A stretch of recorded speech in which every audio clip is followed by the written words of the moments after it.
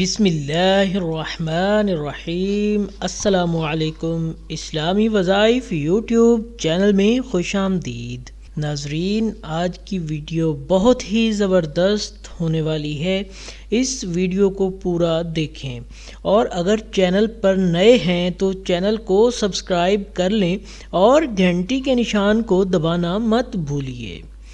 ایک شخص بیخ کا رہنے والا ہر سال حج بیت اللہ کو جاتا تھا اور بعد حج حضرت امام زین العابدین علیہ السلام کی خدمت اقدس میں حاضر ہوتا تھا۔ چونکہ یہ سال بھر کے بعد حاضر خدمت ہوتا تھا، اس لیے اپنے ہمراہ اپنے شہر کا تحفہ ضرور لاتا اور خدمت امام علیہ السلام میں پیش کر دیتا۔ چونکہ حضرت جانتے تھے کہ یہ ہمارا دوست ہے، لہٰذا آپ اس کا ہدیہ قبول فرما لیتے تھے۔ ایک روز اس شخص کی زوجہ نے کہا کہ اے میرے مالک، میں دیکھتی ہوں کہ ہر سال تو حج کو جاتا ہے تو اپنے ساتھ اپنے شہر کے تحفے لے جاتا ہے، مگر کبھی بھی ان تحفوں کے عوض کچھ بھی لاتا نہیں۔ آخر وہ ہے کون جو تیرا تحفہ تو قبول کر لیتا ہے لیکن اس کے بدلے میں تجھے کچھ نہیں دیتا؟ حالانکہ قرآن مجید میں فرمایا گیا ہے، هل جزاء الاحسان الا الاحسان، سورۃ رحمان۔ جیسے ہی اس مومن نے یہ جملے سنے تو کہنے لگا، اے عورت، تو نے بڑا غضب کیا ہے جو ایسے جملے زبان سے نکالے ہیں۔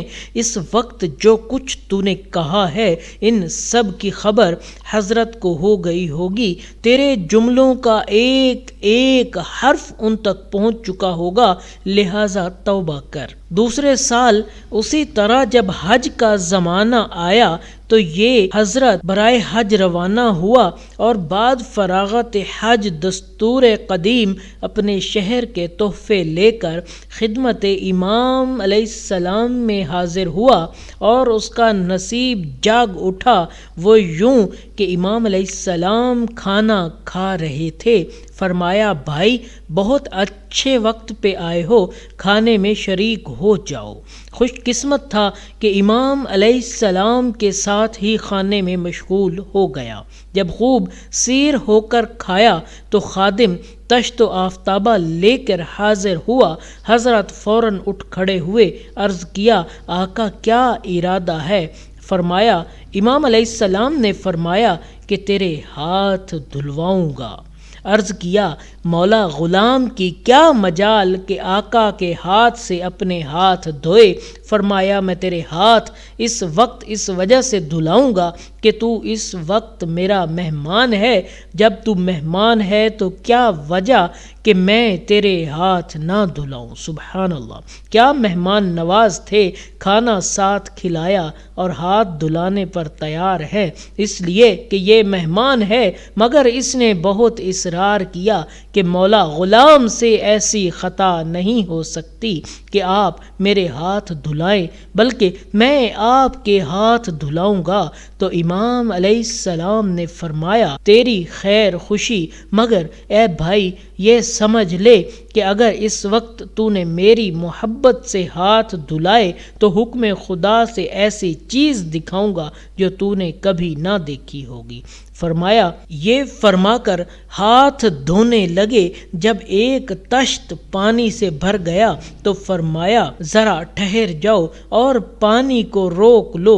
اس نے پانی ڈالنا روکا تو فرمایا، دیکھ اس تشت میں کیا ہے؟ عرض کیا، حضور پانی ہے۔ فرمایا، نہیں، زمرد منبر ہیں۔ اب جو اس شخص نے دیکھا تو حضرت کے ہاتھ کا دھون زمرد سبز بن چکا تھا۔ سبحان اللہ۔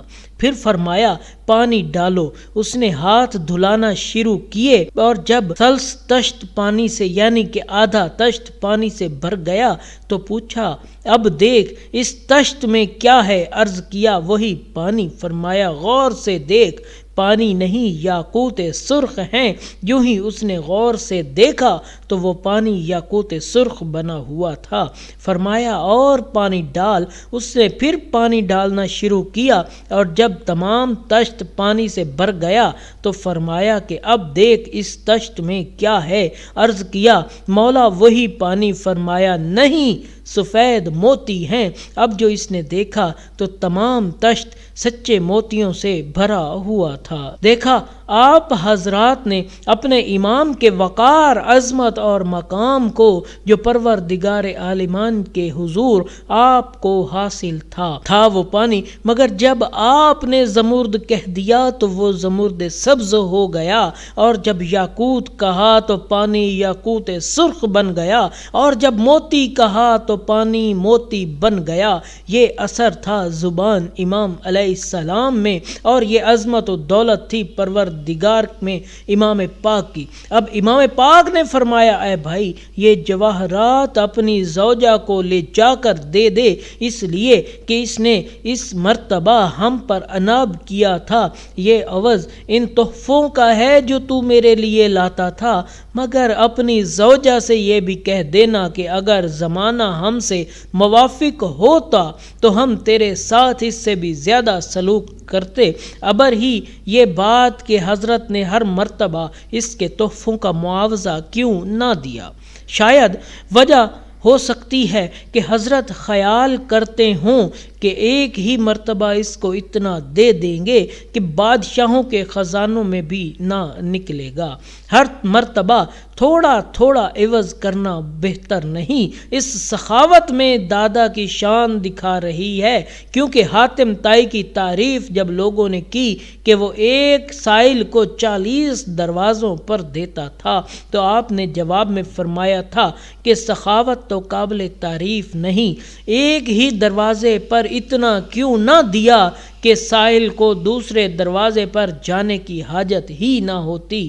یہاں پوتے نے وہی دکھا دیا، ایسا دیا کہ مالا مال کر دیا۔ الغرض یہ مومن دیندار جواہرات بے بہا لے کر حضرت سے رخصت ہو کر اپنے مکان پر پہنچا، اور وہ جواہرات اپنی زوجہ کے سامنے لا کر رکھ دیے، اور کہا کہ میں تجھ سے نہ کہتا تھا کہ وہ امام وقت ہیں، جو تو کہہ رہی ہے وہ ان کو معلوم ہو جائے گا، لہٰذا وہی ہوا کہ ان کو خبر ہو گئی۔ زوجہ یہ جواہرات دیکھ کر حیران و ششردہ رہ گئی، اس لیے کہ ایسے جواہرات کبھی بھی اس کی نظر سے نہیں گزرے تھے۔ اپنے شوہر کو قسم دے کر کہنے لگی کہ اب کہ اگر زندہ رہے تو میں بھی تمہارے ساتھ چلوں گی۔ ناظرین، اس کے بعد وہ میاں بیوی حج کے لیے روانہ ہوئے، تو آگے کا حصہ جو ہے وہ آپ کو انشاءاللہ کل کی ویڈیو میں ملے گا۔ بہت ہی ایمان افروز واقعہ ہے اگلا